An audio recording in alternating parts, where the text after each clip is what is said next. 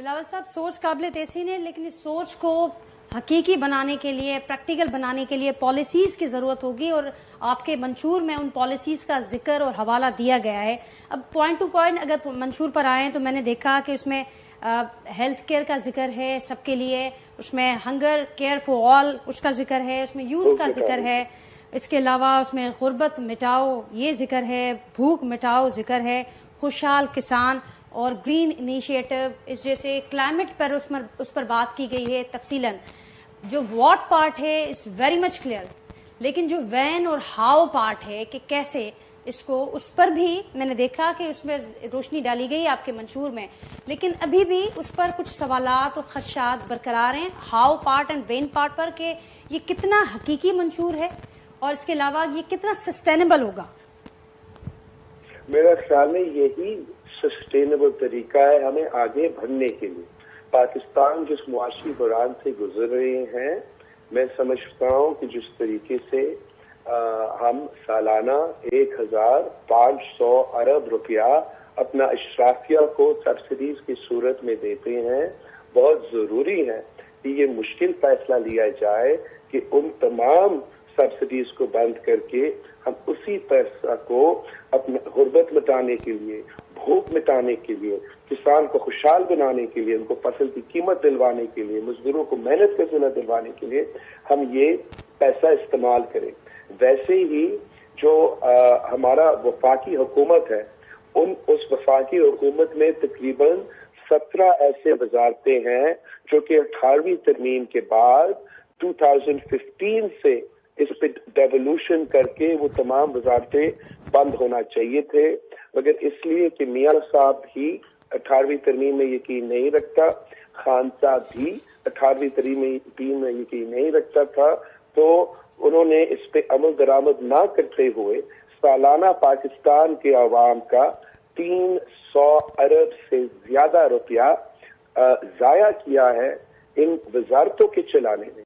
हमारा बिलीफ ये है कि हम आइन पे अमल दरामद करें, हम 18वीं तरमीम पे अमल दरामद करें, इन 17 वजारतें को बंद करें और ये 300 अरब रुपया सालाना बचाए, ताकि हम ये पैसा अपने नौजवानों पे खर्च कर सके, अपने तालीमी इदारे कायम करने पे खर्च कर सके, मुफ्त इलाज की सहूलतें पहुंचाने के लिए इस्तेमाल कर सके। ये हमारा जो आप कह रही थी ना कि मेरा मंसूबा है, और हाउ का जो सवाल है, ये मेरा हाउ का सवाल का जवाब है कि this is how I will do these initiatives. मैं समझता हूँ कि जब कायदे अवाम शहीद जुल्फ़िकार अली भुट्टो इस मुल्क का वज़ीर आज़म बना तो तब भी गुर्बत था, तब भी बेरोजगारी था, मगर शहीद जुल्फ़िकार अली भुट्टो ने अमीरों से, अशराफिया से लेके गरीबों को सहूलत पहुंचाया। वैसे ही इंशाअल्लाह ताला मैं इस सब्सिडीज जो जा रही हैं और जो डबलिंग हो रहा है हमारे अखराजात में वजारतों की सूरत में, इनको कम करके मैं इस पैसा को अपने अवाम पे खर्च करना चाह रहा हूँ। ठीक। और बिलावल साहब, 30 लाख घर, दुगनी आमदनी और 300 यूनिट तक मुफ्त बिजली, ये बड़े एम्बिशियस नारे हैं, इन पर क्या प्लान्स होंगे आपके इक़्तिदार में आने के बाद? तो जहां तक हमने आमदनी को दुगनी करना है, जब हम पाकिस्तान का डेवलपमेंट का स्ट्रैटेजी तब्दील करेंगे और हम अपने डेवलपमेंट में उस तरीके से इन्वेस्ट करेंगे, शहीद जुल्फ़िकार अली भुट्टो के वक्त में 12% of GDP used to be spent on development, और आज वो 2% पे पहुंच चुका है। हम अपना GDP का 2% ही डेवलपमेंट पे इस्तेमाल करेंगे। जो मुल्क इन्वेस्ट ही नहीं कर रहे हैं तो कैसे हम रोजगार के मौके फराहम करेंगे? मैं समझता हूँ कि हमें अपने इन्वेस्टमेंट में ये कटौतियां करके इजाफा करना पड़ेगा, हुकूमत की तरफ से इन्वेस्ट करना पड़ेगा। जब हुकूमत की तरफ से इन्वेस्ट किया जाता है तो साथ साथ हम प्राइवेट सेक्टर को भी क्राउड इन किया जाएगा। हम इंशाल्लाह ताला पब्लिक प्राइवेट पार्टनरशिप की जो तरीक़ेकार है जिस पे हमने बड़े अच्छे अंदाज में सिंध में अमल दरामद किया है, इसको भी हम साथ शामिल करेंगे। जो हमने मौसमी तब्दीली का मुकाबला करने के लिए इक़दामात उठाना है, वो अपने वसाइल में से भी और जो इंटरनेशनली फंड्स क्रिएट किए गए हैं उससे भी हम पैसा इस्तेमाल करके डेवलपमेंट करेंगे। जो मैं 30 लाख घर का वादा कर रहा हूँ, उसमें भी हम साथ साथ मालिकाना हकूक देना चाह रहे हैं, جو ہم یہ 300 یونٹ بجلی دلوانا چاہ رہے ہیں، یہ ہم کے الیکٹرک کے تھرو یا یہ وعدہ اور باقی وفاقی ادارے کے تھرو نہیں. ہم سمجھتے ہیں کہ وہ تو بالکل فیل ہے. آپ کسی بھی سے پوچھ سکتے ہیں. پاکستان کے اعتماد ان ادارے سے اب اٹھ چکا ہے. میں چاہتا ہوں کہ میں حکومت کی طرف سے 300 یونٹ ان غریب خاندانوں کو سولر کی صورت میں مفت بجلی پہنچاؤں، اور ساتھ ساتھ جو ہر ڈویژن ہے ہر ڈسٹرکٹ ہے وہاں میں ایک پبلک پرائیویٹ پارٹنرشپ کی کانسیپٹ کے تھرو پورا کا پورا گرین انرجی پارکس بنانا چاہوں گا، جہاں حکومت زمین دے گا اور پرائیویٹ سیکٹر آ کے اپنا سولر اپنا ونڈ پاور کے انویسٹمنٹ کریں گے. اور ہم پبلک پرائیویٹ کی سوچ کے ساتھ، اس پبلک پرائیویٹ طریقے کے ساتھ انشاءاللہ تعالی کم آمدنی پہ کم آمدنی پہ ہم سستا بجلی بھی ان علاقوں کو اس طریقے سے پہنچانا چاہیں گے.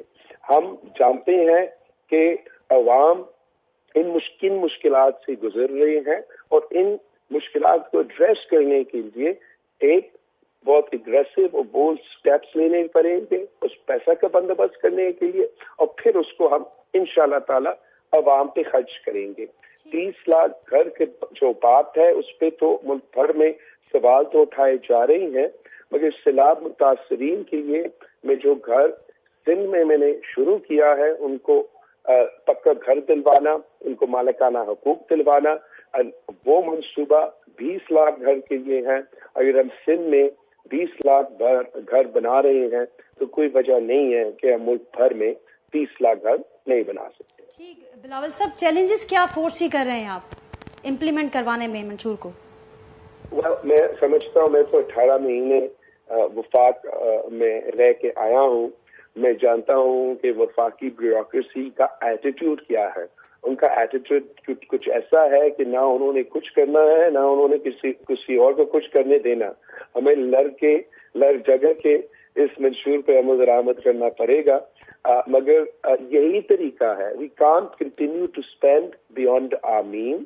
ہمیں اپنا جو حساب کتاب ہے وفاقی حکومت تھا اس کو درست کرنا پڑے گا، اور ساتھ ساتھ جب آپ یہ مشکل فیصلے لے رہے ہیں تو جو آپ کے پسماندہ طبقات ہے، جو آپ کے ونربل طبقات ہے، ان کو آپ کے ایک اسٹیک دینا پڑتا ہے اپنا معاشرے میں، اپنے معیشت میں. اور میں سمجھتا ہوں جو میرے مختلف سوشل پروگرامز ہیں، چاہے وہ مزدور کارڈ ہو، چاہے وہ یوتھ کارڈ ہو، چاہے وہ بے نظیر انکم سپورٹ پروگرام کا اضافہ ہو، چاہے وہ بے نظیر ہاڑی کارڈ ہو، وہ اس طریقے سے ہم ان کمزور ان پسماندہ طبقات کو اپنے معیشت میں ایک اسٹیک بھی دلوائیں گے. ٹھیک.